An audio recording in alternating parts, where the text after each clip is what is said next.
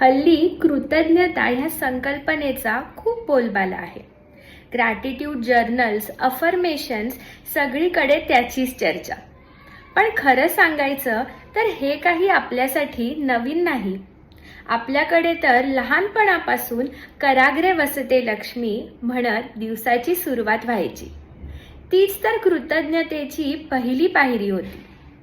जेवताना हात जोडून वदनी कवळ घेता म्हणणं म्हणजे त्या अन्नासाठी आभार मानणं, ज्याचं महत्त्व आजच्या ग्रॅटिट्यूड कल्चरमध्येही आहे.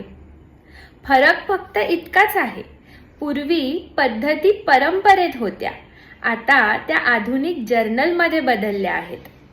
सवयी त्या राहिल्या, पण त्यांचा मार्ग बदलला. काळानुसार बदल होणं गरजेचं आहे, पण त्या बदलासोबत आपल्या मुळांचा विसर पडू नये.